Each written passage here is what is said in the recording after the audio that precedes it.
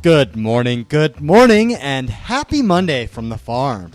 Welcome to another episode of Thinking Outside the Soil, where I talk story about the farmers and ranchers using hydroponic practices to grow the crops and creatures we need to eat.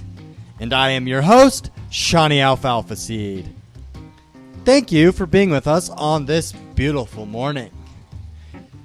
It is another Monday, and most people start their week off, but for those of us that have a farm and it's a 7-day operation, welcome to another wonderful day in paradise.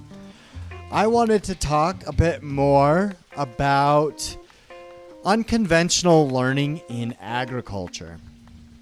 Yesterday, I mentioned about my meeting with my mentor in Hawaii. I kind of like to talk about him like the instructor from The Karate Kid. So I refer to him kind of like Mr. Miyagi. And I found that mentor because I wanted to learn how to grow hydroponic tomatoes. And what I didn't truly know when I went into it is that he taught me a lot of unconventional ways to be a better plant breeder and be a better scientist in general.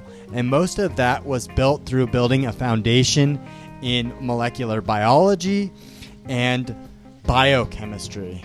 But most of that education truly came through trying to use those things and talk science with a farmer named Ed Otsuji, who I will talk about later this week. And it was Ed Otsuji who helped me understand better what it meant to be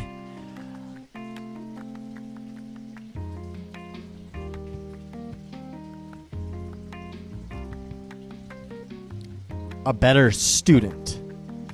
But real quick, while I have you here, if you've liked what you hear or have heard so far, if you could be so kind as to leave a review, let me know what you've enjoyed and what you would like to hear. And don't forget to let others know why they should listen too.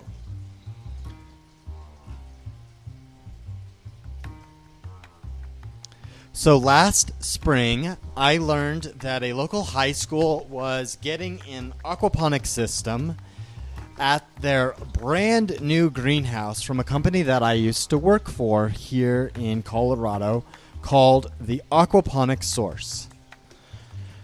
Sometimes I refer to them as TAPS for short, so forgive me if I accidentally do, but the Aquaponic Source makes commercial aquaponic systems at different scales, and they make systems especially for educational opportunities like schools. Now, a challenge I saw when I was working with the Aquaponic Source is that when schools adopt systems for long-term use, they struggle with passing off their system to those that are going to use it in the future. They struggle with what I tend to call long-term training. So, for example, the kids and the teachers learn how to use the systems, but after a couple of semesters, many of those systems go dormant. And there are a lot of reasons. I generally think that the lack of buy-in from the agricultural education leaders plays a huge factor on that. I'll go a bit more into agricultural education on this Thursday, but that's simply this idea of combining classroom instruction with this hands-on learning style of education in the areas of agriculture and food systems specifically. The main goal of agricultural education is to develop a knowledge base, a skill set, and those attitudes that are necessary for students to eventually become successful in the agricultural industry at large.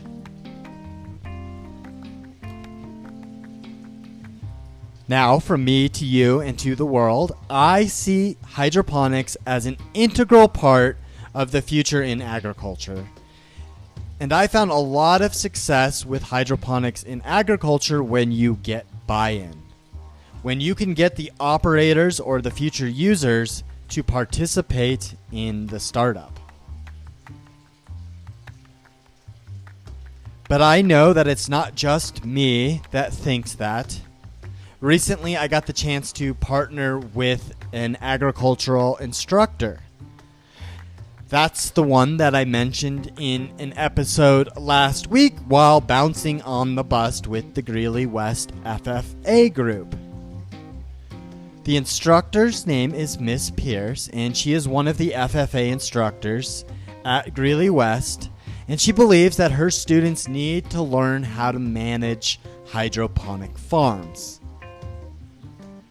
Hydroponic farms that grow food or grow flowers. Now, cut flowers and the other areas of horticulture are really Miss Pierce's wheelhouse. But we'll get to hear from her here soon as one of the first guests on the show, and I'm pretty excited about that. But so we have a little bit of boilerplate and background for her when we listen. I wanted to just cover a couple things. I've said FFA a couple times, and I'm very mindful that when I use acronyms more than once, it's best to define them. So FFA, or what's also known as Future Farmers of America, is a national organization here in the United States that focuses on agricultural education. And it was founded in the late 1920s to develop leadership, personal growth, and success through an agricultural education perspective. Now, the FFA also provides students with opportunities to participate in events like we went to last week at an exposition, to attend other conferences that are maybe similar or different, and other types of competitions. They also promote their agricultural education and awareness through community service projects and other community advocacy activities. Those are all really awesome things. And Ms. Pierce and I are developing an urban farm management class in conjunction with what we both want to do.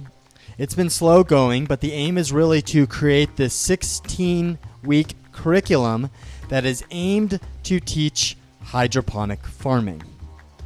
And we ultimately hope to make it sellable to other schools or FFA programs as part of the wider educational domain in agriculture. For instance, FFA has over 700,000 members in the United States. So we think that there's this perfect opportunity for students and the leaders in FFA to do a new way of career development and provide learning opportunities in areas of agriculture they may not have yet looked at. What's really cool is right now I've got 3 kids that are helping me do some agricultural education in this new greenhouse. We are building some hydroponic systems and some aquaponic systems, and in conjunction with them, building out and developing the program. So 2 of the kids are from the FFA, and they are doing what's known as a supervised agricultural experience, which is just a hands-on project that's going to allow them to apply what they've learned in the greenhouse so they can go and apply this out in school or in any real-world situation. The other one who is helping us is an individual that I've been mentoring since last winter, and he's actually working here part-time. He's got about 4 hours a week that he's able to put in. So it's really, really neat to see these kids interact because they do come from similar but different worlds. And I originally thought that when I was pursuing this project and bringing over my mentee to go build out some aquaponics stuff using our experiences, I thought that it was going to just be him and I going in there, few days later, we were going to have this system up, running, ready to go. And a couple weeks after that, it would be green and lush. And then we remembered that every time that's happened at an educational facility, we see those pitfalls that I mentioned at the beginning of the episode. So we went through a program and process of getting them to do most of the work themselves. And it's pretty interesting to see us do that, because at first we had some kids that were like, "Are you serious?" It was more of that look like, "They're going to make me do work?" And then within a couple weeks, I've been able to shoot them a text message or leave them messages asking them what they've done and what they need to do. And then fast forward a few months after that, I now get messages asking about what it is they need to do. So in a short amount of time, we've seen quite a bit of improvement. And right now we have our aquaponics system set up, and we are waiting to get fish. We have a fish farmer down in Denver who's able to get us some tilapia. So we're waiting to go get those so we can get them into the system. And we are finishing out an NFT, or a nutrient film technique system, where we're going to be growing about 300 heads of lettuce or leafy greens on a rotation. And then we have a micro fodder shelf, which is an NFT vertical cropping system, where we're going to do a couple different micro fodder crops like peas, some of our Blooming Health blended chicken sprouts, and some brassicas like turnips, mustards, and radishes. So we're really excited to be getting those underway, and we're slated to finish those here in the next couple weeks. It's always a challenge with our conflicting schedules and getting the kids to show up when kids want to show up.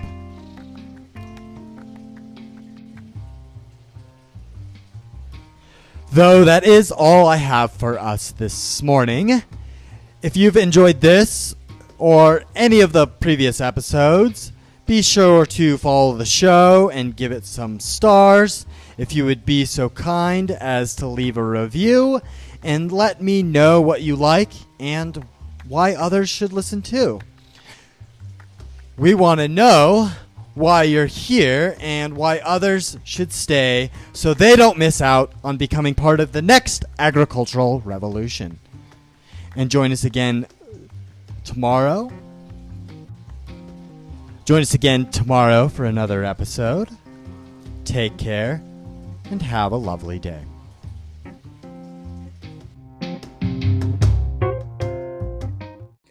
Hey, before you go, check out the links below. Leave me a rating and review, and follow the show. Don't forget to get yourself some of our Blooming Health blended sprouting mix. Our mix has been shown to get the best eggs and create the healthiest flocks.